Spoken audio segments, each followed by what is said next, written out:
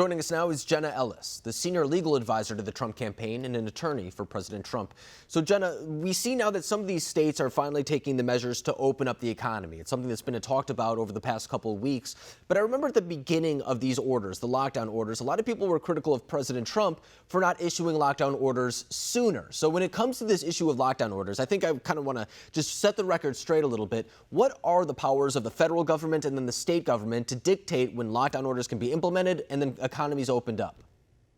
It's a great question, Alex. And I think that the fake news media has, of course, tried to put everything negative on President Trump while not recognizing the responsibility of the states to implement the recommendations from the federal government. So constitutionally speaking, President Trump does have authority in terms of providing resources, support, and recommendations to the states. But then the states, through the 10th Amendment and their own police power and their ability to protect the health, safety, and welfare of their own communities, have to take all of that information and then determine what is best for their own communities. So that's why we've seen a wide variety of implementation on the lockdown orders initially, and now some of the states, even just Texas today, that's acknowledging that they're going to now remove and end their stay-at-home order. We're seeing, again, that sort of ripple effect because ultimately it is the responsibility of the states. And we've not only seen that with Texas, but today I believe is the first day where the states of Tennessee, Montana, and Mississippi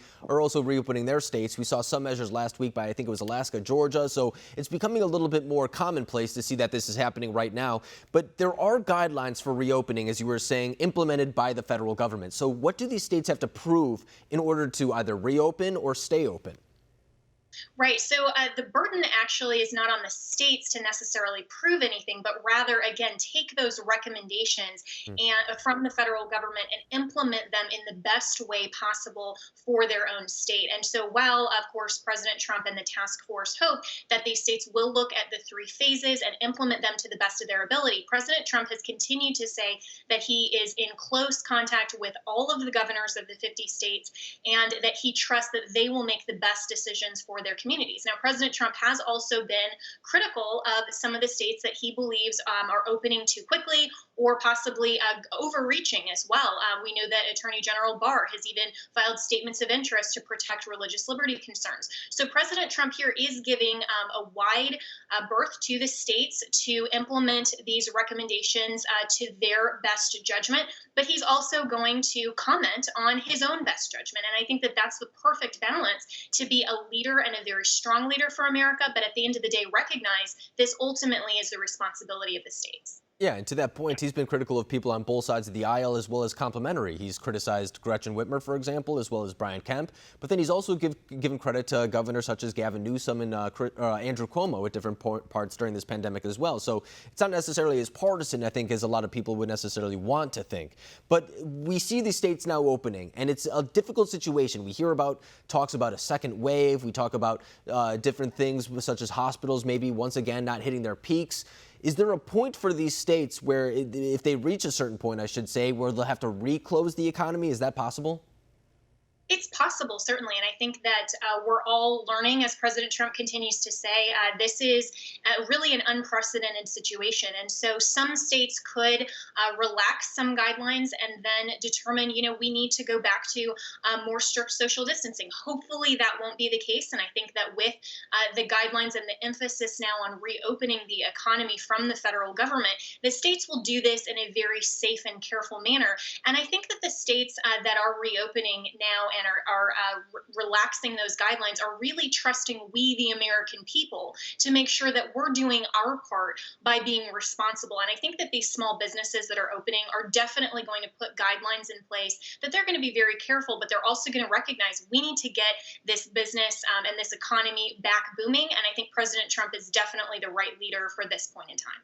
And I want to touch on that point before I let you go, too, because it's something that I heard from the Tennessee governor as well as the mayor of Las Vegas, saying that the emphasis should be on the businesses to decide whether or not they want to open, not the government. With that, though, does there come liability for those businesses, too, if they were to open too quickly, for example? Well, it depends on what we mean by liability. Now, could they have liability in terms of not following the stay-at-home orders? It depends on what restrictions and what relaxations the states are giving them and implementing. If the states are then saying, "Here are the guidelines, we trust you to open to the best of your ability," then it sounds like they're trusting their businesses, which is great. But then, if you're talking about personal liability, I think just from a legal standpoint, it'd be very difficult for a business to be traced back to say that's the exact point in time that some infections actually occurred at their location. So I think that's probably a little bit of a stretch. But again, it just matters that these businesses are going to take the necessary precautions. We know that flattening the curve doesn't mean completely crushing the curve, and that some additional infections are going to occur, unfortunately. But again, we need to do this safely, responsibly, and get our economy back up and running. Right, and as we do flatten the curve, as you were just saying, the hard part seems to be determining how and when we can open up these economies. And a lot of these states that are early to do it, they might be the guinea pig for the rest of the country in order to determine what is the best way to go about it. So, of course, we wish them luck in doing that, but it's going to be a difficult path forward nonetheless. Jenna Ellis, I really appreciate you coming on tonight. As always, thank you for joining us. Thanks so much, Alex.